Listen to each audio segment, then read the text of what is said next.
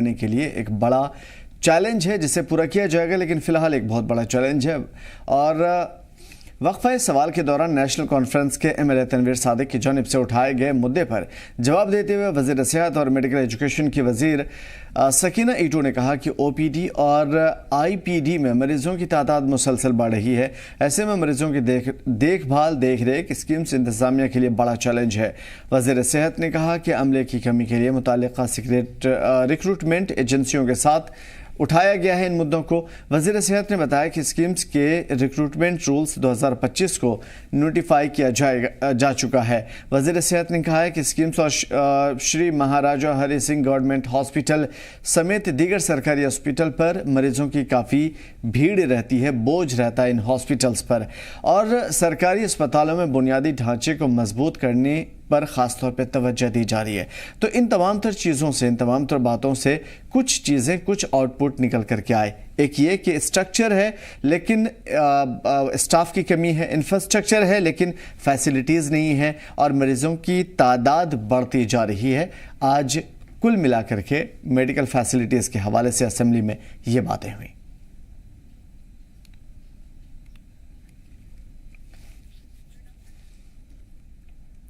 उधर जम्मू कश्मीर में निजी अस्पताल और डायलिसिस सेंटर ने सेहत स्कीम्स के तहत मरीजों के इलाजात से मुलतवी कर दिया है। यानी मुफ्त जो इलाज होता था अब नहीं होगा। आपको बता दें कि सेहत स्कीम के तहत निजी अस्पतालों में मरीजों को मुफ्त इलाज होता था और ये रकम सरकार की तरफ से अदा की जाती है। प्राइवेट हॉस्पिटल्स और डायलिसिस सेंटर ने फैसला किया है कि स्टेट हेल्थ एजेंसी की जानिब से पैकेज रेट में कमी के सबब यह फैसला लिया गया है। हेल्थ एजेंसी पैकेज रेट में 10% कमी करने का ऐलान कर चुकी है। Jammu Kashmir private hospital and dialysis centre association के तर्जुमान और उनका बयान सामने आया है। उनके मुताबिक कम रेट पर हॉस्पिटल चलाना मुश्किल होगा। बकाया बिलों की अदायगी न किए जाने को लेकर के एसोसिएशन खुश नहीं है। एसोसिएशन का कहना है कि स्टेट हेल्थ एजेंसियों के इस फैसले से निजी अस्पतालों में काम कर रहे 10,000 से ज़्यादा लोग मुतासिर होंगे।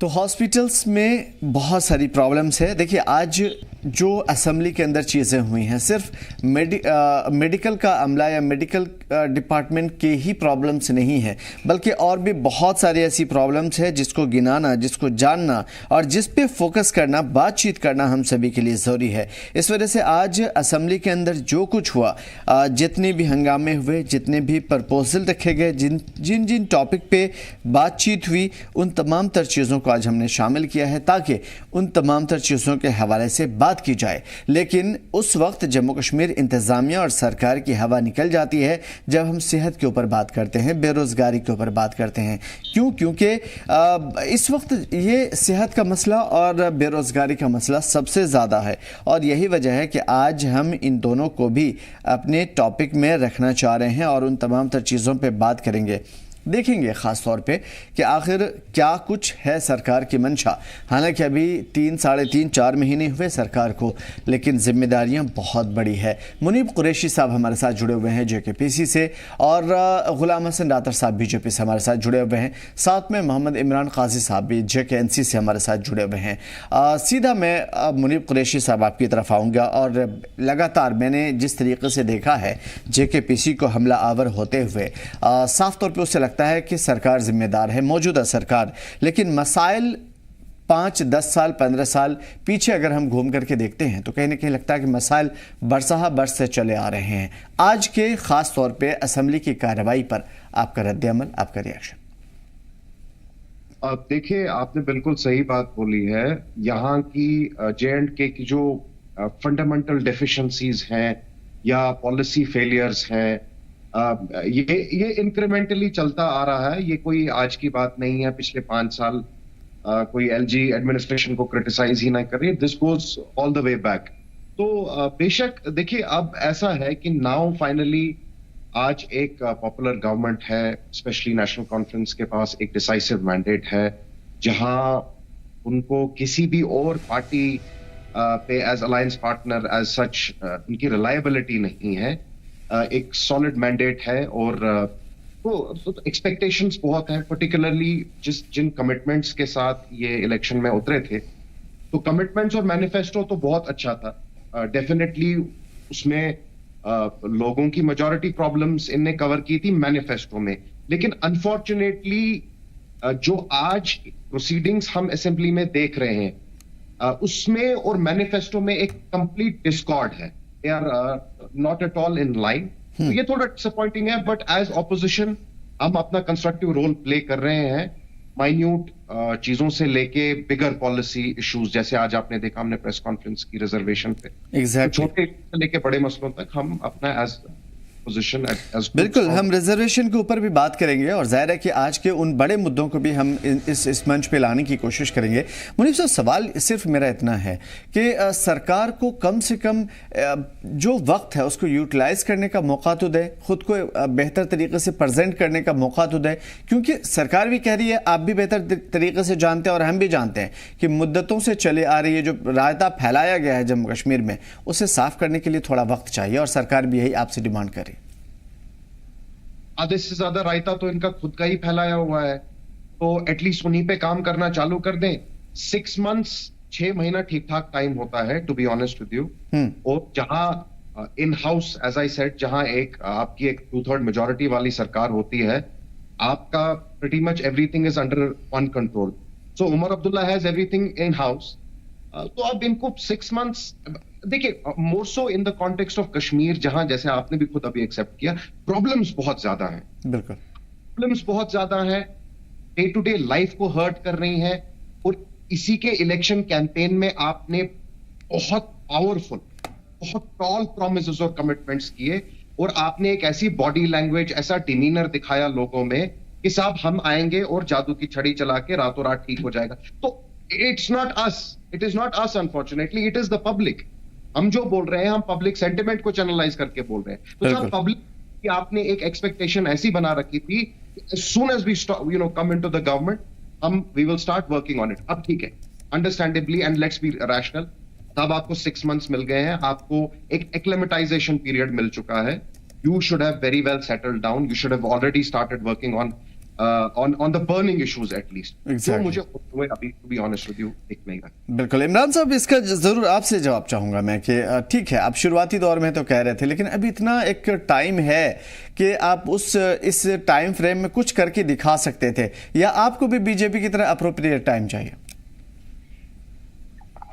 नहीं, देखिए आमिर साहब, जैसे इतनी देर के बाद यहाँ पे एक पॉपुलर गवर्नमेंट बनी, लोगों की बहुत ज्यादा एक्सपेक्टेशंस हैं इस गवर्नमेंट से, और गवर्नमेंट भी बहुत सीरियस है कि हम लोगों के हर मसले को बड़े तरीके से सेटल कर सकें।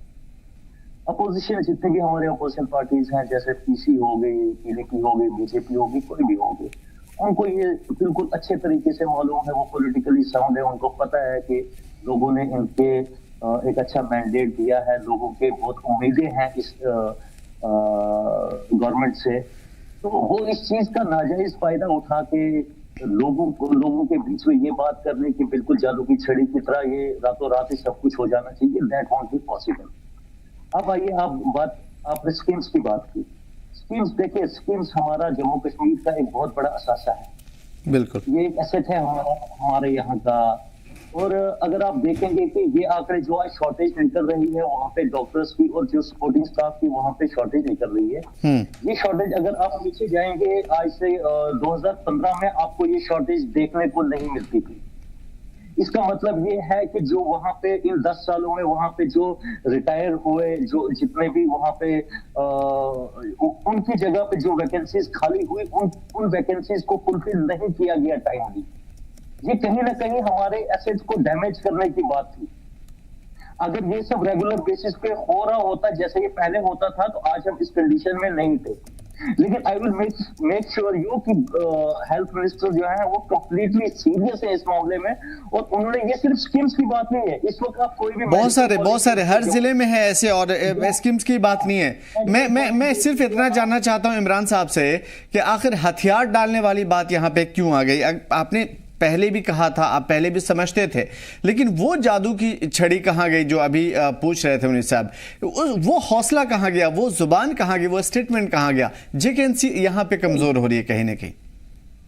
आमिर साहब, देखिए, मैं आपको एक चीज बोलूंगा हर पॉलिटिकल पार्टी का चलने का एक तरीका है, एक नजरिया होता है, एक रोड मैप बनता है किसी भी चीज को हैंडल करने के।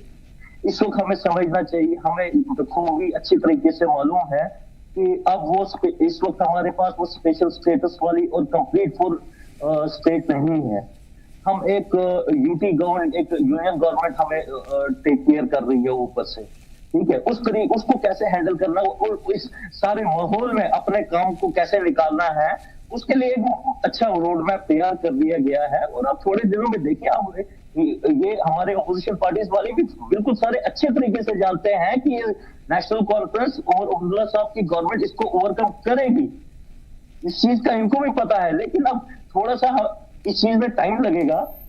आप देखेंगे हर चीज को किस तरीके से हैंडल किया जाएगा। अभी हमारे, आप बताइए, यहाँ पे बिजनेस रूल्स की बात की जाएगी। हमने फॉर्मेशन ऑफ बिजनेस रूल्स दे दिए एलजी साहब, अभी तक वो तक नहीं आए हैं हमारे पास।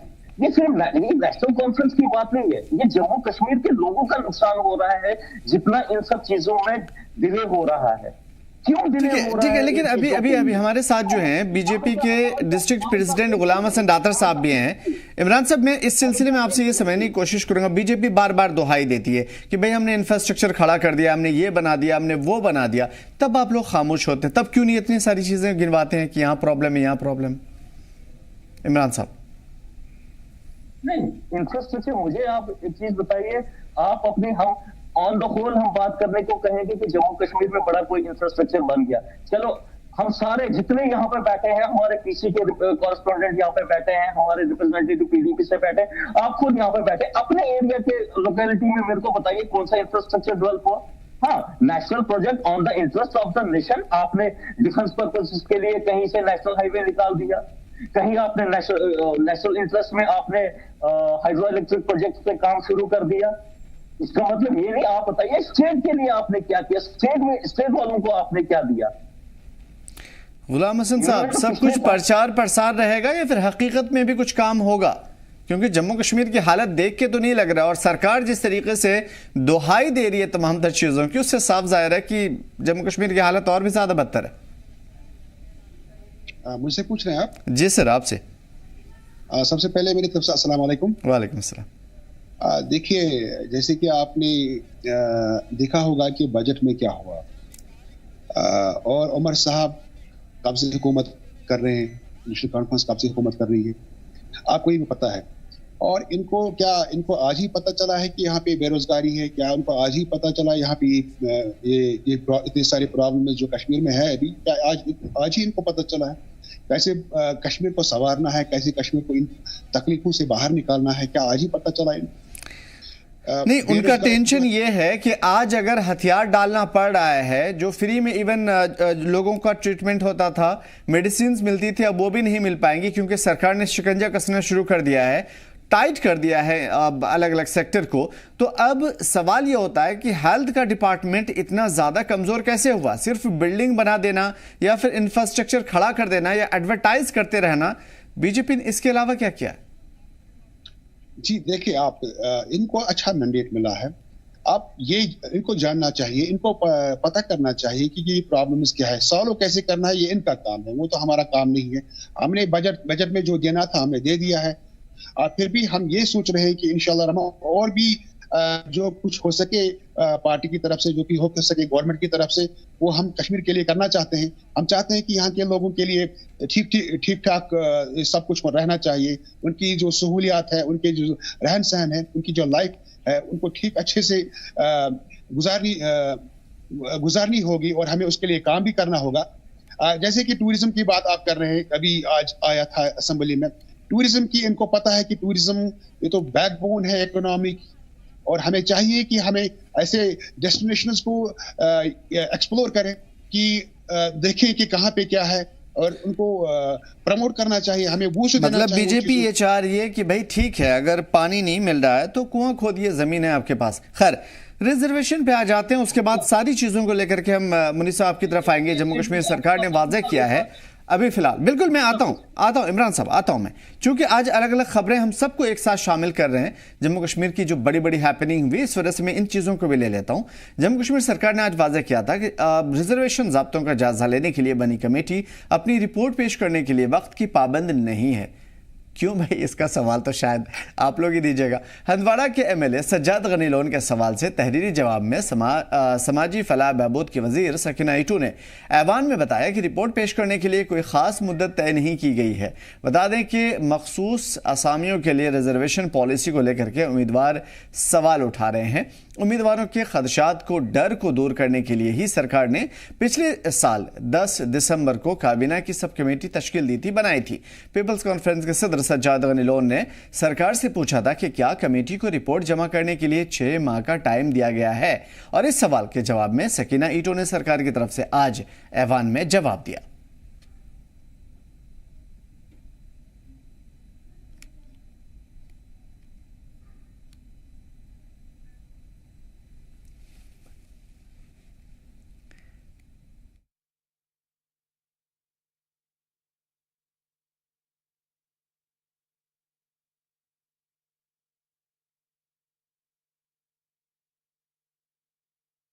पर सज्जाद गनी लोन ने उमर सरकार से कई सवाल पूछे। देखिए, कुछ चीज़ें ऐसी हैं जिसको अगर गौर से आप देखें, मैं किसी की मुखालिफत में नहीं कर रहा हूं, लेकिन हकीकत यह है कि अगर जेकेपीसी की तरफ से सवाल उठे हैं तो जाहिर है कि उसका एक कुछ न कुछ उसमें सच्चाई है, और उन सच्चाई पे गौर करना जरूरी है। क्योंकि ऐवान में खड़े होकर के एक बंदा सीएम से सीधा सवाल करे, एक काबीना वजीर से सवाल करे, जाहिर है कि उसमें झूठ की गुंजाइश नहीं हो सकती, क्योंकि ये इल्ज़ाम नहीं है। रिजर्वेशन पॉलिसी पर जो जायजा रिपोर्ट है 6 महीने में उस कमेटी पेश करेगी। सकीना ईटू ने सज्जाद लोन के सवाल का जवाब दिया है। फिलहाल जो हमारे साथ गेस्ट हैं, मैं सीधा उन्हीं की तरफ आऊँगा, मुनीब साहब की तरफ। मुनीब साहब, प्रॉब्लम कहाँ दिख रही है? क्योंकि अगर सरकार कोई कदम उठा रही है तो उसमें भी सरकार को घेरिएगा आप। देखिए साहब, मैं आपको पहले समराइज करके बोलता हूँ। बिल्कुल बिल्कुल। ये जो रिजर्वेशन का मसला है, बेसिकली हम ये कह रहे हैं कि the way it has been design, इसके जो इफेक्ट्स होंगे वो डेवेस्टेटिंग इफेक्ट्स होंगे।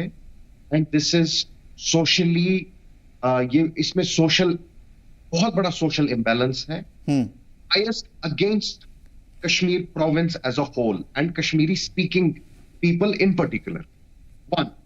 And at the same time जो ये बीजेपी जिनको बोल रही है जी ये एसटी जो बड़ा उनका पीछे, in fact it was a very big election, ये एक इलेक्शन माइलेज के लिए भी इन्होंने बड़ा ये यूज किया एसटी। इनफैक्ट अगर आप देखेंगे, सजाद साहब ने आज एक ट्वीट किया है अपने एक्स पे, डिटेल में इस पे बात की है। Analytically he has dissected the numbers, dissect करके हर किसी कैटेगरी को कितना परसेंटेज जम्मू में मिल रहा है और कश्मीर में रहने वाले लोगों के खाते में क्या कुछ आ रहा है। And it is disproportionately less, यानी कि 19-20 का फर्क नहीं, डिस्प्रोपोर्शनेटली लेस, यानी कि पूरा कश्मीर प्रोविंस के लोग जो है they are being purposely disadvantage.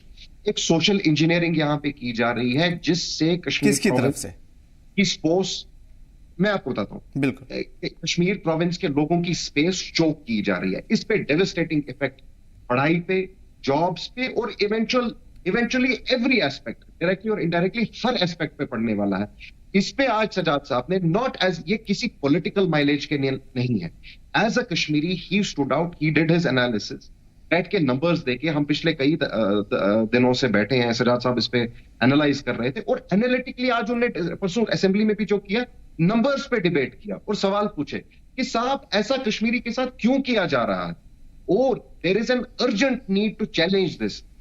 Most importantly आज देखिए साहब, आज एक हिस्टोरिक मैंडेट नेशनल कॉन्फ्रेंस को मिला है, परहैप्स पता नहीं फ्यूचर में ऐसा मिले ना मिले। आज today more than ever national conference पे एक खास जिम्मेदारी पड़ती है, that with full might, without having to look after the niceties and wanting to be politically correct and strike that balance. No, you have to call a spade a spade. You have to call what is unjust, what is unfair. You have to call it out, and you have to take it up with the government of India. You have to take it up with the establishment. You have to take it up with the bureaucracy and you have to tell them, what are you trying to do? Are you truly trying to integrate Kashmir or are you trying to disintegrate and relegate them? तो ये कुछ आज आपने detail में सुना भी होगा सजाद साहब ने। और बिल्कुल, उनकी बाइट हम पहले सुना देते हैं, उसके बाद में अपने बाकी मेहमानों की तरफ आएंगे। बाइट जो आज सज्जाद साहब ने कहा था, खासतौर पर असेंबली में चलाई जाए। मैं रिजर्वेशन के खिलाफ नहीं हूं, but we are against murder of merit. We are against any system which will impede meritorious students to shine academically and do something for themselves, for their own careers and for their own place. एक है reservations का problem कि 60% पर ले गए, फिर दूसरा with in reservations जो विद इन रिजर्वेशंस स्कैम है, that is much bigger than that 60%। चलिए इमरान साहब आपकी तरफ आऊंगा, माफ कीजिएगा। इमरान साहब, जो प्रॉब्लम उठाई जा रही है सज्जाद साहब की तरफ से, पहले आप चाहें तो उसका जवाब दे दीजिएगा पुराने, लेकिन अभी फिलहाल जो मसले खड़े हो रहे हैं, सज्जाद साहब लगातार उन चीज़ों की आवाज़ उठाते रहे हैं। हालांकि सेम सवाल जम्मू में भी लीडरान उठाते रहे हैं और गवर्नमेंट इसमें कहीं ना कहीं इस सवाल के चक्र में फंसी हुई है कि वो किसकी तरफ है, किसको खुश करना चाहती है।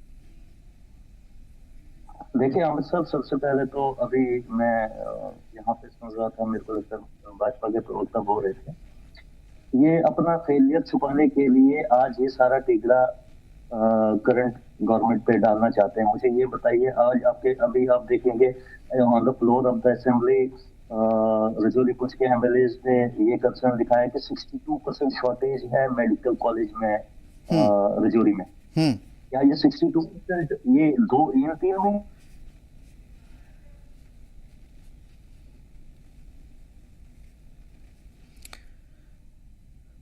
जी इमरान साहब,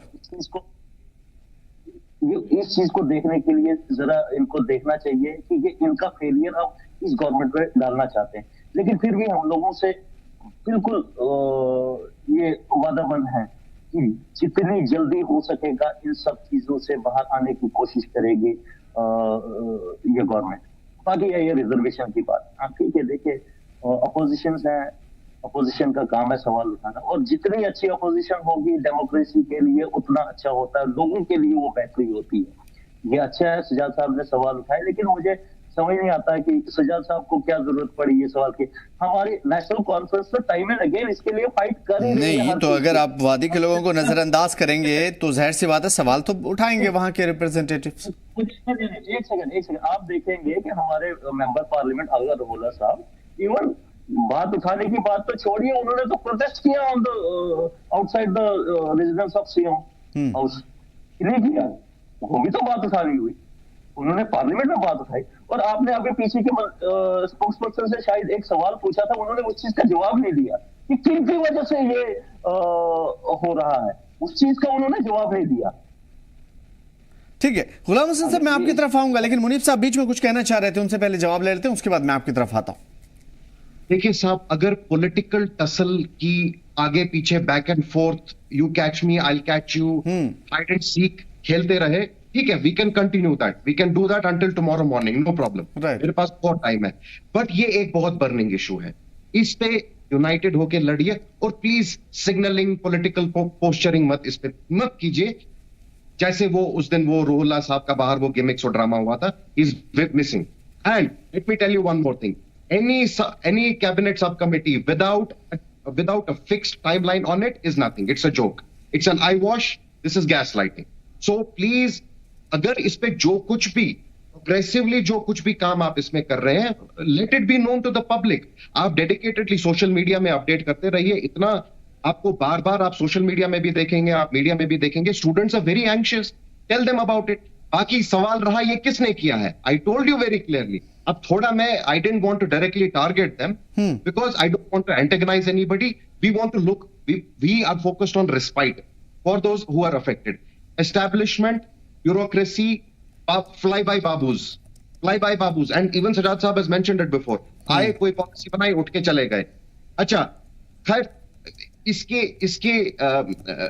in fact if you are looking for a name, that is National Conference's alliance partner, जो 3-4 एमएलए साथ में बैठे, उनको भी पूछिए उनके it has really that this engineering has started from there period. ये आजकल की बात नहीं है, ये बहुत पुराना मसला है। खैर, that should not be the focus should be merit should get justice.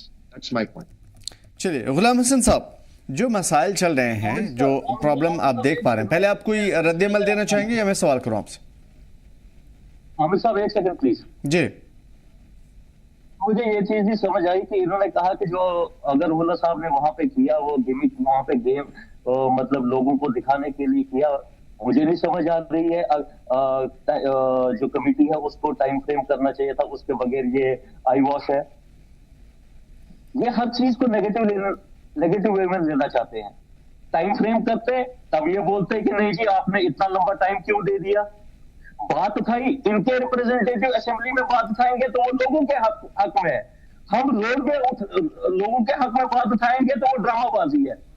मतलब अपोजिशन में किसी ढंग की होती है, कोई तरीका होता है बात करने का। मतलब एक मेंबर पार्लियामेंट अपनी गवर्नमेंट के अगेंस्ट में वहां पे रोड पे आता है और ये उस चीज को भी ड्रामा कहते हैं जिस हाइट्स तक कोई जा ही नहीं सकता, वहां तक वो पहुंचे लोगों के हक के लिए। और ये उस चीज को कह रहे हैं कि ये ड्रामा हो रहा था बिटवीन उमर अब्दुल्ला साहब और अकबरुल्लाह साहब। दूसरी चीज, अगर इसी टाइम इसी को ये जो सब कमेटी फ्रेम हुई है वहां पे रिजर्वेशन पॉलिसी के लिए, अगर गवर्नमेंट इनको ये कह देती थी कि आप इसको 6 महीने में कंप्लीट करो, complete you have the 6 months, you have 1 year, you have 8 months, इन्होंने उस चीज को भी अपोज करना था कि क्यों इतना लंबा टाइम दे दिया। अगर आप उस कमेटी में देखेंगे उसमें क्लियरली मेंशन है provide the report as early as possible. उसमें टाइम फ्रेम की कोई वो नहीं है, उस चीज पे भी उंगली उठा रही है। लेकिन ये उस चीज का वर्ड यूज नहीं कर रहे हैं जो उसमें लिखा है कि एज अर्ली एज पॉसिबल। लेकिन पता है इमरान साहब, जिन लोगों के लिए आप ये पॉलिसी बना रहे हैं उनमें से ज्यादातर लोगों से हमारी बात हुई है, उन्होंने कहा कि सरकार को 2 महीने बहुत ज्यादा हो गए, हार्डली 2 महीने के अंदर इस मसले को सॉल्व कर देना चाहिए था। इतना लंबा क्यों खींच रही है सरकार? नहीं, लंबा नहीं खींच रही है। देखिए कोई भी चीज को अगर आप देखेंगे यहाँ पे जो उत्तर प्रदेश में अभी जो असेंबली इलेक्शन हुआ, बिल्कुल पिछले 2 असेंबली इलेक्शन आप देखेंगे इसी चीज पे वहां पे 2 असेंबली इलेक्शन पार्टीज ने लड़े। ये आप बोलेंगे कि ये उठ के अब ये करना, जिन्होंने ये सेंटर में कुछ चीजें इसमें इंसान पर दी है। मुनीब साहब, ये चीज हमें साहब आई टेल यू समथिंग जी, मतलब मिस कहाँ हो रहा है, प्लीज उस पर जरूर रोशनी डालिए, क्योंकि मैं भी मिस कर रहा हूँ बीच में कुछ चीजें जो मुझे समझ में नहीं आ रहा दोनों तरफ की पॉलिटिक्स की वजह से। देखिए मैं अब देखिए मेरे काउंटर पार्ट जो है नेशनल कॉन्फ्रेंस के जो स्पोक्स पर्सन है, मैं I started off with the good intent, this is what I told him. Exactly there is a big flash point between People's Conference and National Conference. You'll barely ever, 1 in a million, ever hear that we agree on the same thing. Okay, but this issue, it's much bigger than politics and political interests, and much bigger than getting an allergic reaction out of opposition or criticism. नहीं, आप खुद बोलते हैं opposition है, healthy opposition करेंगे, अच्छी बात है, and then at the same time you have this sense of entitlement कि नहीं साहब हम ही कर रहे हैं, सब कुछ हम ही कर रहे हैं। हाँ, इस सवाल पे मैं मुकम्मल आपका जवाब लूंगा मुनीब साहब, लेकिन बीच में मैं चाहूंगा कि गुलाम हसन साहब से एक रद्द-ए-अमल लूं क्योंकि बहुत ज्यादा जरूरी है, फिर उसके ऊपर मैं बात करूंगा आपसे। गुलाम हसन साहब, जो सिचुएशन हम देख पा रहे हैं जम्मू कश्मीर में कराया बीजेपी का है, क्योंकि अब किसी भी सूरत में जो भी चीज़ें अभी जम्मू कश्मीर की मौजूदा सूरत हाल हो, करंट सिचुएशन हो या फिर प्रीवियस में जो कुछ हुआ हो, कहीं ना कहीं बीजेपी ने उसका क्रेडिट लिया है। लेकिन आज पार्टियां, इवन सरकार जिसकी है वो खुद उलझी हुई है और अपोजिशन का जवाब देते हुए नहीं बनती। कल होकर के अवाम अगर सड़क पे उतर आए तो शायद उसमें भी मुझे हैरानी नहीं होगी। देखिए ये बीजेपी का कराया नहीं है, क्या कराया नहीं है, इसलिए मैं पूछा आपसे। नहीं, ये नेशनल कॉन्फ्रेंस जो है तब से सतह पे है जब से हम आजाद हुए थे 1947 से। अब मुझे ये बताइए कि ये लोग फेल हुए हैं, even drinking water facility provide करने में ये लोग फेल हैं। इतनी सारी बीमारियां आजकल फैली हुई है, कहने की बात नहीं। अब हॉस्पिटल नहीं भरेंगे तो क्या भरेंगे, स्कूल भरेंगे। अब स्कूल की इंफ्रास्ट्रक्चर देखिए आप, वो भी पहले से ही नेशनल कॉन्फ्रेंस ने किया है। अब उसमें बीजेपी की गलती है, बीजेपी कभी आई ही नहीं हुकूमत में। एक बार आई थी पीडीपी के साथ, फिर कोलैप्स हो गई। अब जो कुछ हो रहा है, जो कुछ हुआ है वो तो नेशनल कॉन्फ्रेंस ने किया है, या फिर पीडीपी ने किया है, या फिर कांग्रेस ने किया है। अब मुझे बताइए बीजेपी आई कहां से? दूसरी बात ये मुझे बताइए कि अगर भी जो यहाँ पे वैकेंट पोस्ट है, ठीक है, मैं सिर्फ एक बात आपसे समझूंगा गुलाम हसन साहब, माफी के साथ ये बताइए, जम्मू कश्मीर की खिचड़ी किसने बना दी? आज ये हालत है जम्मू कश्मीर की कि जम्मू कश्मीर का अपना जो ऑटोनॉमी है वो कहीं दिखता हुआ नजर नहीं आ रहा है। पॉलिटिकल पार्टियां हो सकता है अपनी पॉलिटिक्स के लिए, अपनी पार्टी के लिए लड़ रही हूं, लेकिन अवाम भी तो पिसती हुई नजर आ रही है ना सर। तो कहीं ना कहीं इस खिचड़ी बनाने के पीछे कौन है? हमने, आप खुद बताइए कि लोगों ने मैंडेट दिया है पार्टी को, नेशनल कॉन्फ्रेंस को मैंडेट दिया है, 6 मैंडेट दिया है। अब नेशनल कॉन्फ्रेंस का काम है कि वो लोगों की प्रॉब्लम सॉल्व। ठीक है, इमरान साहब से जवाब लेते हैं, उसके बाद मैं मुनीर साहब की तरफ आऊंगा। इमरान साहब 30 सेकंड। हम सब अपने बड़ा वाजिब सवाल इनसे पूछा था और मैं चाहता था कि इस चीज का जवाब देना चाहिए थे। मैं देखना चाहता था कि ये लोगों को क्या जवाब देंगे इस चीज का। ये जो आपने सवाल उठाया है ये आपका सवाल नहीं है, जम्मू कश्मीर के हर उस इंसान का सवाल है जो इस वक्त सफर कर रहा है। इसका जवाब इनको देना चाहिए था। ये मैंडेट में कहां से आ गए? आपने सवाल कुछ और पूछा था इनसे। बड़े नहीं, मैं सवाल 1947 में भी पूछ सकता था। आप आजाद पहले से भी थे और 1947 में आप आजाद नहीं हुए थे, लेकिन खैर उस चीज में अब आइए आप देखिए, अब आइए आप, इन्होंने बात कराई कि आज आप ड्रिंकिंग वाटर पे भी मसले बन रहे हैं। मुझे कोई भी आंकड़ा उठा के दिखा दीजिए 2014 से पहले कि आपको बिजली पानी का कोई इशू होता था क्या? ये भी इस कगार पे आज इमरान सर मैं माफी चाहता हूं इस चीज के लिए, लेकिन मुझे बताइए, मैं मुनीब साहब की तरफ आऊंगा, लेकिन एक सवाल आज तक मेरे दिल में खटकता है और इसका जवाब शायद मुझे कभी नहीं मिला। आप लोग कितनी मर्तबा सरकार में आए? पीडीपी भी कई मर्तबा सरकार में आई, बीजेपी के साथ मिलकर के हुकूमत भी बनाई 2014 के बाद। मैं आपसे ये समझूंगा सर, आज तक जम्मू कश्मीर में कुछ शहरों को, जो हम बड़े बड़े शहर जम्मू या फिर श्रीनगर, इसको छोड़ दिया जाए, बाकी कितने शहर हैं सर? सब जगह आप जाइएगा, आपको पेड़ों के ऊपर डंडा लगा करके उसमें जो है बिजली के तार लटके हुए हैं। हालत इतनी ज्यादा है कि आए दिन कोई शख्स अगर सही करने जाता तो शायद उसको यकीन नहीं होता कि वापस आएगा कि नहीं आ पाएगा, क्यों उसकी मौत हो जाती है। इधर कोई खंबे पे चढ़ता है और उधर से जो है महकमे का कोई आदमी, पीडीटी का कोई आदमी इधर से लाइट ऑन कर देता था और मौत उसकी वहीं हो जाती। सर प्रॉब्लम बहुत ज्यादा है। आप भी सरकार में रहे हैं, मुझे सिर्फ इतना बताइए कि जम्मू कश्मीर को बेहतर करने के लिए आपने क्या किया? छोड़ दीजिए इनको, पीडीपी को, जेकेपीसी को सवाल हम उनसे कर लेंगे, बीजेपी को पकड़ लेंगे, लेकिन जेकेएनसी सबसे ज्यादा भरोसेमंद रही है पार्टी, और इस मर्तबा वो भरोसा झलका है जब डेमोक्रेसी की जीत हुई। डेमोक्रेसी की जीत पहले भी हुई है, लेकिन अवाम ने जब डेमोक्रेसी की इस जश्न में सबसे ज्यादा शिरकत को दिखाया, अपने आप को दर्शाया है, तो कहीं ना कहीं आपको जिताया है। इमरान साहब देखिए, आपने अपने सवाल का जवाब खुद ही दे दिया आमिर साहब। अगर ये मौजूदा हालात है यहाँ पे, जम्मू कश्मीर का कोई भी पॉलिटिकल बंदा या कोई भी इंसान 2024 के इलेक्शन से पहले ये नहीं सोच सकता था कि जम्मू कश्मीर में कभी भी किसी की मेजॉरिटी आ सकती है। यहाँ पे जब भी रहेगा फ्रैक्चर्ड मैंडेट रहेगा। मेरे यहाँ पे पीसी के लोग बैठे, बीजेपी के लोग बैठे, पीडीपी के, हर बंदा इससे एग्री करेगा कि यहाँ किसी ने इस चीज का इमेजिन भी नहीं किया था कि यहाँ पे अब कभी किसी को फुल मेजॉरिटी मिल सकती है। लोगों ने ये प्यार, ये मोहब्बत, ये मैंडेट नेशनल कॉन्फ्रेंस को दिया, किसी भरोसे से दिया, क्योंकि नेशनल कॉन्फ्रेंस उनके भरोसों पे पहले भी खरी उतरी थी। जब जम्मू कश्मीर मुश्किलात में आया है, तब नेशनल कॉन्फ्रेंस ने उसमें ओवरकम करने के लिए उनके सामने आई है। आप देखिए, जब आपके यहाँ पे मिलिटेंसी थी, आपका सारा इंफ्रास्ट्रक्चर खत्म था, लोग घरों से निकलने से डरते थे, बाहर गोलियां, मतलब दहशत का माहौल था, आपके रोड्स खत्म थे, स्कूल बिल्डिंग जल चुकी थी, आपके पास इंफ्रास्ट्रक्चर नहीं था। उस वक्त भी नेशनल कॉन्फ्रेंस आई और आपको ओवरकम करके दे दिया, और आपके उन कंडीशंस में भी आपको एम्प्लॉयमेंट तक जनरेट करके दे दिया। इसमें कोई शक नहीं है। देखिए, पास्ट में अगर मैं आऊंगा, मैं आपकी पूरी बात सुनूंगा, लेकिन मुझे यहाँ यहीं पे आपत्ति है, पूरी अपोजिशन को आपसे यहीं पे आपत्ति है और यहीं पे नाराजगी है। यहां तक आप सही है, लेकिन मुझे सिर्फ ये बताइए कि आपको जो लोगों ने जिताया उसकी वजह क्या रही? वजह मौजूदा सूरत हाल रही, करंट सिचुएशन रही, या फिर आपने उस टाइम पे जो मैनिफेस्टो में दिखाए थे लोगों को, जो वादे, जो उम्मीदें, जो ख्वाहिशात, लोगों आंखों में जो एक मंजिल दिखाया था, सर वो कहां? सवाल उसी का है बस, और किसी चीज का नहीं। देखिए अमित साहब, मैं आपको क्लियरली बता दूं, जो हमने मैनिफेस्टो दिया था वो हमने घर में बैठ के बनाया नहीं था। वो मैनिफेस्टो लोगों ने बनाया, उस मैनिफेस्टो को पूरा करने का वादा नेशनल कॉन्फ्रेंस ने लोगों से किया। मैं लोगों को टाइम एंड अगेन फिर यकीन दिलाना चाहता हूं, वक्त दीजिए थोड़ा सा, इस गवर्नमेंट को सपोर्ट कीजिए। उमर अब्दुल्ला साहब इतने कैपेबल हैं कि वो आपको इन कंडीशंस में भी ये सारा कुछ करके दे देंगे। चलिए हम इस तेरे वादे पे जिए, हम तेरे जान छोड़ जाना कि खुशी से मरने जाते अगर एतबार होता। मुनीब साहब मैं आपकी तरफ आऊंगा। 2-3 चीजों पे थोड़ा रिबट करना चाहूंगा अपने काउंटर पार्ट इमरान साहब को। बोलिए।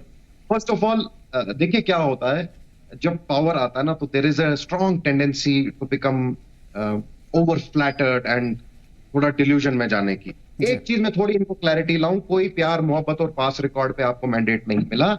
आपको इसलिए मैंडेट मिला क्योंकि लोगों ने 2 चीजें बोली। लोगों ने बोली we will consolidate the entire Valley's mandate with national conference so you can fight for article 370 and 35A। आज 370 और 35A की कोई बात ही नहीं कर रहा है। Today we are seen as cringe। आज हमें क्रिंज की ओर देखा जाता है कि अगर हम 370 और 35, यही लोग हंसते हैं असेंबली में सजाद साहब के ऊपर when he talks about article 370 35A। so one, you were given a mandate to fight and bring back article 370 and 35A। second there was a collective anger, as आपने भी अभी गिनाया, and I think I'm sure as a citizen of J&K everybody understands that there were a lot of failures on the BJP administration's part, a lot of failures। और unfortunately ऐसा mechanism था नहीं जहां पे LG साहब तक कोई बात पहुंचाई जा सके, क्योंकि एक ब्यूरोक्रेट एक कब्जा हो रखा था, तो बहुत सारी प्रॉब्लम्स थी उससे। और जो पूरा ये एंटी मुस्लिम नैरेटिव ये लोग चलाते हैं, जो पोलराइजेशन चला रहे हैं पूरे यूनियन में, उसके खिलाफ कश्मीरियों ने नेशनल कॉन्फ्रेंस को लड़ने के लिए एक मैंडेट दिया और डिसाइसिव मैंडेट दिया।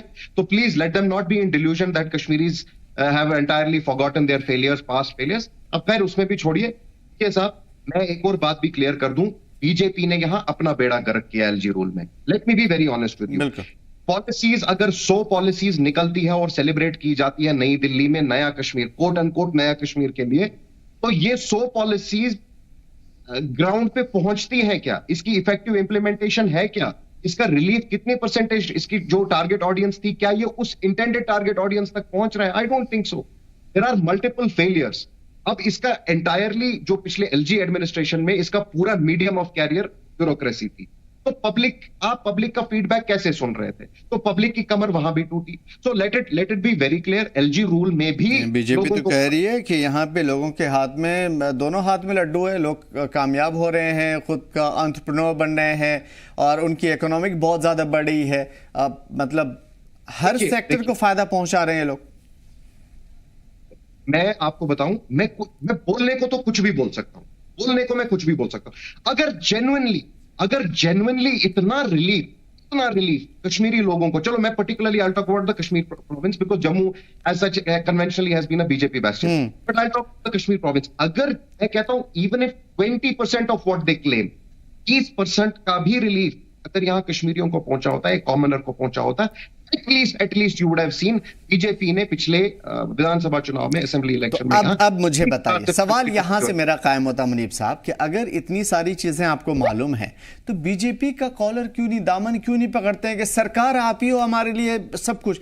आप ये जुमा 8 दिन हुआ एनसी को, उनसे क्यों पकड़ते हैं? क्योंकि आपको पता है कि 8-10 साल से जिन्होंने बेड़ा गर्क कर रखा है उनको क्यों नहीं पकड़ा जाए? क्या मैं ये सवाल कई मरतबा पूछा हूं और मैं आज भी पूछना चाहता हूं कि क्या बीजेपी से कोई डर है जेकेपीसी को कि बीजेपी को नहीं पकड़ते हैं? और एक चीज और, माफ कीजिएगा, एक चीज और मुझे 10 सेकंड दे दीजिए कि एनसी बार बार कहती है कि ये लोग शाम में प्लान बनाते हैं कि भाई कल कैसे एनसी को घेरना है, रात भर में प्लान बनाते हैं बैठ करके और सुबह असेंबली के बाहर एनसी को घेरना शुरू कर देते हैं। मुनीब साहब आपका टाइम। 2 चीजें बताऊंगा, पहले मैं आपको आपके दूसरे कमेंट पे ये बता दूं प्लीज। बीजेपी का प्राइम मिनिस्टर है, बीजेपी का यूनियन होम मिनिस्टर है, बीजेपी का अपना हेवीली लोडेड यूनियन कैबिनेट है। बीजेपी इस मुल्क को चला रही है, this is going into the halfway past the second decade of power, right? Jammu Kashmir में इलेक्शन जीत के नेशनल कॉन्फ्रेंस 2/3 मेजॉरिटी लेके सरकार में बैठी है। How on earth? अच्छा, इससे पहले now currently in parallel in J&K you have a lieutenant governor from the BJP, right? For heaven's sake, how is BJP in opposition and how is National Conference weak? National Conference has the public mandate. एक side पे ये लोग कहते हैं जी हमारे पास public mandate है, we are empowered, so yes we will do, we have the strategy, we have the intellect, we have the experience, we have the expertise and the know how of Kashmir. On the other hand you have BJP. So both of them are not in opposition. In a way, both of them are in power. If there is anybody in opposition, that is the People's Conference. अब दूसरी बात पे मैं आपको बताता हूँ. You go back and let with your hand on your heart. With your hand on your heart, fine, you may have 100 disagreements, you may have likings and dislikings against People's Conference, but deep down everybody knows Sajjad Saab has burned all his bridges. Generally लोग bureaucracy को नाराज नहीं करते हैं, अफसरों को नाराज नहीं करते हैं, LG को कोई नाराज नहीं करना चाहता था. भाई साहब, we were brazenly speaking against them on pro public issues, और जिसके चक्कर में we burnt all our relations with all of them. Fair enough, we were serving our purpose. हम अपना पर्पस सर्व कर रहे थे. आज की डेट में ब्यूरोक्रेसी में रिलेशन खराब है, बीजेपी के साथ रिलेशन खराब है, हर किसी के साथ रिलेशन खराब है, only because we are talking pro people stance. We are a Kashmiri nationalist party. हम कर रहे हैं बात, हम पुश कर रहे हैं. आप खुद को टैग दीजिए नेशनलिस्ट का, लेकिन ABCD का टैग अभी तक लगा हुआ है. शायद आइंदा जो ULB का इलेक्शन होगा शायद उसमें भी देखने को मिले. Most welcome. अब मैं आपको एश्योर करता हूं, ये एक दफा चल गया पता, अब नहीं चलेगा. चलिए इमरान साहब, मैं आपकी तरफ आता हूँ.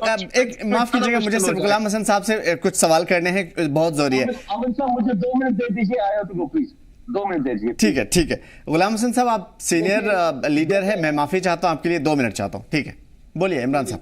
देखिए आमिर साहब, जैसे हमारे पीसी के स्पोक्स पर्सन अभी यहाँ पे रिप्रेजेंट कर रहे थे अपनी पार्टी को, उन्होंने खुद इस चीज को एडमिट किया कि बीजेपी ने यहाँ पे बेड़ा गर्क कर दिया कश्मीर का. इन्हीं के लीडर असेंबली में उठ के बीजेपी के लीडरों के कसीदे पढ़ रहे थे. तब इनको दिख नहीं रहा था कि जब ये कसीदे पढ़ रहे थे, भाई बना रहे थे और कुछ बना रहे थे. उनके साथ गवर्नमेंट बनाई इन्होंने.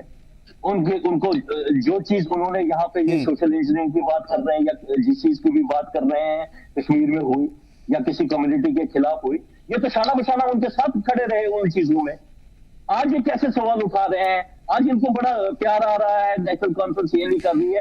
देखिए PDP ने भी 370 लाने की बात की, पीपल्स कॉन्फ्रेंस ने भी हर चीज वही बात की और जो नेशनल कॉन्फ्रेंस ने मैनिफेस्टो में बात की.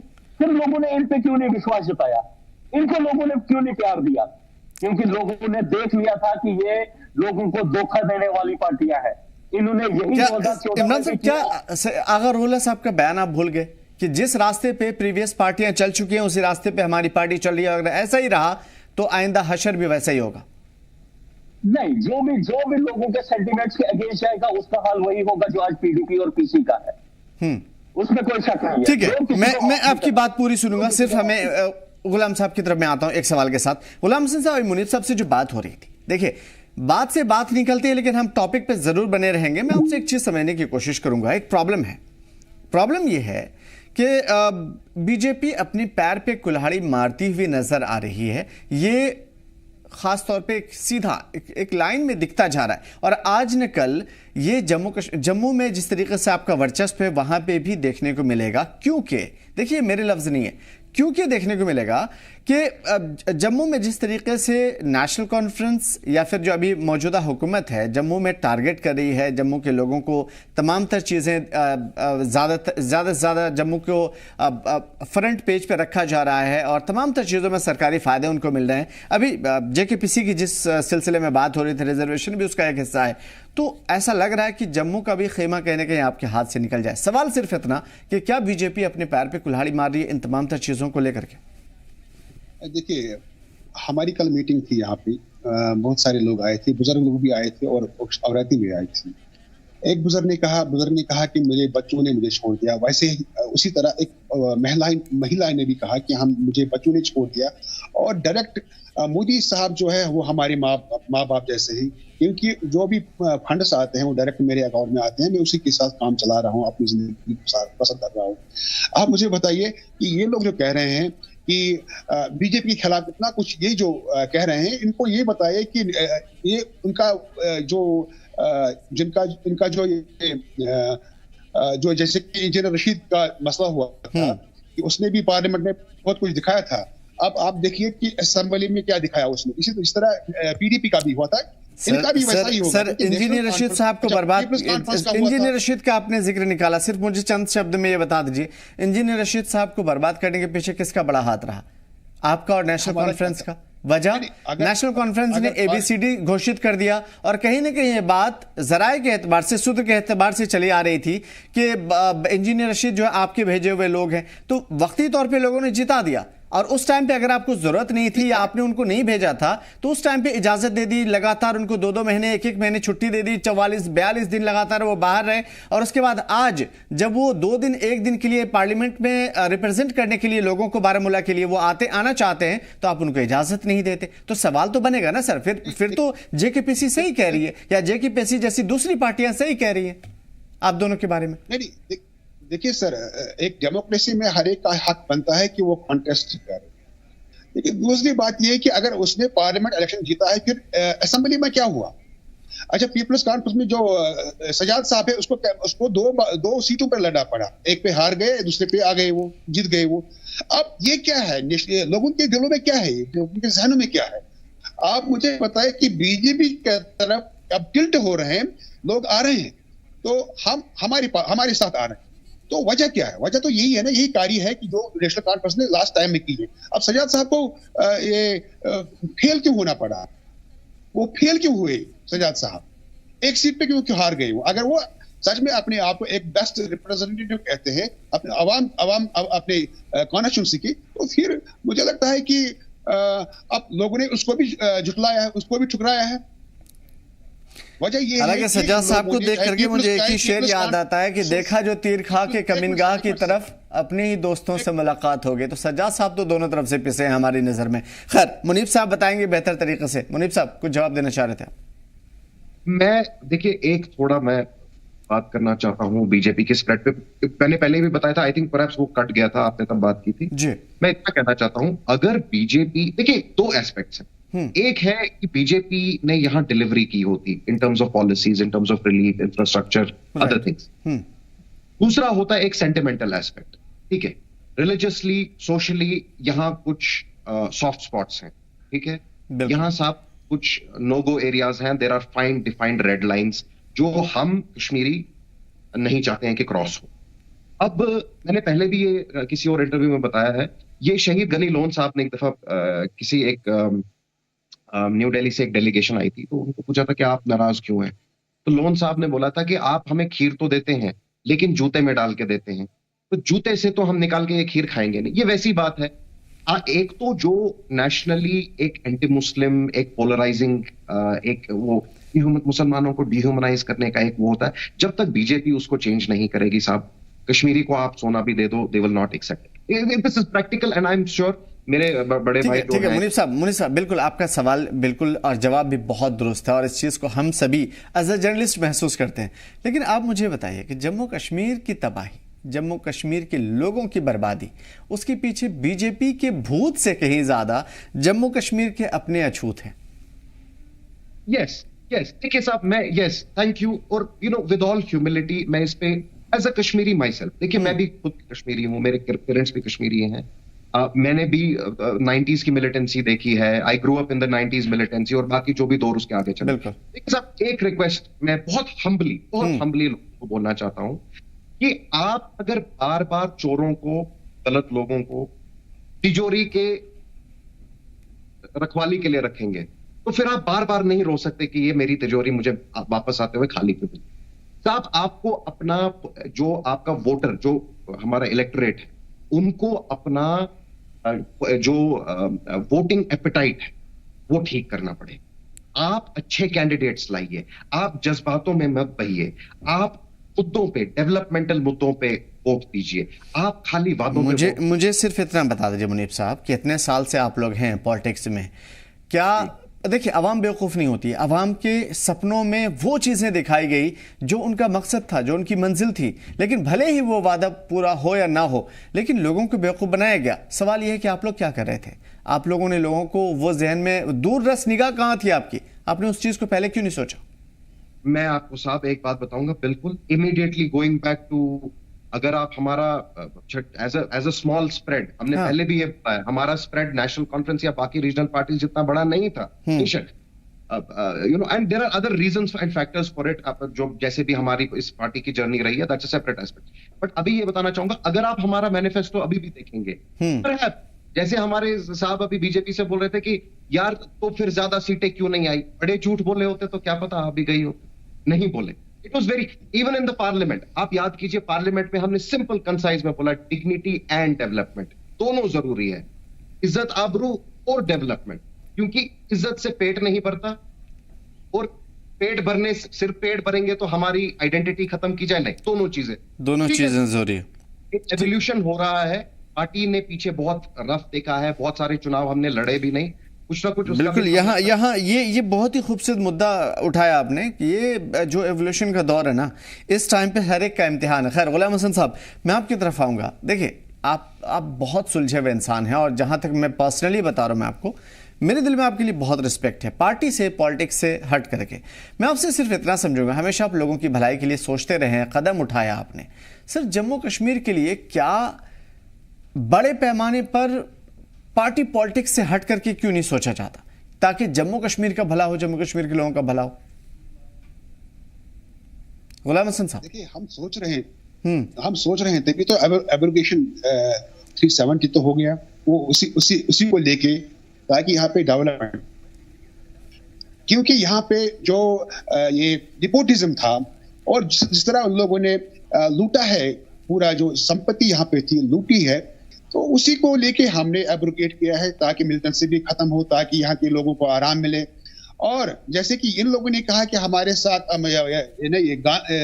जम्मू में इतने मतलब बिल्कुल कम हमें मैंडेट मिला है, श्रीनगर में भी इंशाल्लाह रहमान हमें मिलेगा, और डेफिनेटली मिलेगा, क्योंकि अब लोगों को समझ में आया, जैसे कि आपने अभी कहा कि लोग जो है, लोगों को बेवकूफ बनाया गया, लोग बेवकूफ नहीं है, इनको बेवकूफ बनाया गया तब से, क्योंकि पहले एक आया, उसने कुछ और कहा, अब जो सेंटिमेंट है लोगों के, वो हर्ट हो चुके हैं, उनके जो ख्यालात है, वो तो जो आगे बढ़ने के ख्यालात थे उनके, वो उनका जो ये था जज्बा था आगे बढ़ने का, वो तो ऑलमोस्ट खत्म हो चुका है, क्योंकि अब हमारी हुकूमत जो है, हमारी सरकार जो है कश्मीर की, या फिर हमारी जो प्रीवियस गवर्नमेंट थी, उन लोगों ने लोगों के साथ बहुत जुल्म किया है। अब आपने कहा है कि जो ये मैंडेट मिला है नेशनल कॉन्फ्रेंस को, दैट इज बिकॉज ऑफ वो जैसे कि इनको अभी हमारे पीसी के जो है, उन लोगों ने जो कहा है बिल्कुल दुरुस्त कहा है कि ये इनके साथ कोई हमदर्दी नहीं है लोगों को, लेकिन वो यही चाहते हैं कि ताकि ये लोग नेशनल कॉन्फ्रेंस हमारी बका के लिए काम करें, और इसमें नेशनल कॉन्फ्रेंस फेल हो चुकी है। अब मैं ये चाहता हूं कि इनको कम से कम, एक मिनट सर, कम से कम नेशनल कॉन्फ्रेंस को चाहिए, ये जो फ्यूटल एक्सरसाइज हो रही है असेंबली में, इनको चाहिए कम से कम लोगों की तरफ तवज्जो दे, लोगों के बका के लिए काम करें, वो सब छोड़ दे, क्योंकि इन लोगों ने बहुत बार असेंबली में आके लोगों को पागल समझा है, और इनको बेवकूफ बना रखा है। तो हम चाहते हैं कि हम जो अपोजिशन पार्टीज है, पॉलिटिकल पार्टी जो अपोजिशन है, उनको भी हेल्दी, ये जो है स्ट्रांग पॉजिटिव अपोजिशन करनी चाहिए, ताकि जो बेहतर तरीके से जम्मू कश्मीर को आगे बढ़ाया जा सके। बिल्कुल, बहुत ही खूबसूरत बात कही आपने, लेकिन देखिए, मैं इस बात से डरता हूं एज ए जर्नलिस्ट कि कहीं एक वक्त ना आ जाए कि जम्मू कश्मीर के लोगों की मासूमियत मर जाए। इतने धोखे, इतनी चीज़ें जम्मू कश्मीर के लोगों ने देखा है कि आने वाला टाइम या तो वो बिल्कुल जालसाजी की तरफ चले जाएंगे, या फिर उनकी मासूमियत मर जाएगी। और इसी चीज़ से सभी को डर लगता है, क्योंकि जम्मू कश्मीर में लोगों के लिए बहुत ज़्यादा कुछ नाइंसाफ़ियाँ हुई हैं, और इन मासूमियत को मरने से सिर्फ इस वक्त की मौजूदा हुकूमत और अपोजिशन बचा सकती है। और आप सभी हजरात से सिर्फ यही रिक्वेस्ट है कि जम्मू कश्मीर को बचाइए, जम्मू कश्मीर की मासूमियत को बचाइए। बहुत शुक्रिया मुनीस हमारे साथ अपना कीमती वक्त देने के लिए, और गुलाम हसन साहब बेहतरीन बातचीत के लिए, क्योंकि हालात वही बने हुए हैं, और जम्मू कश्मीर में जिसने भी वादे किए धोखे दिए।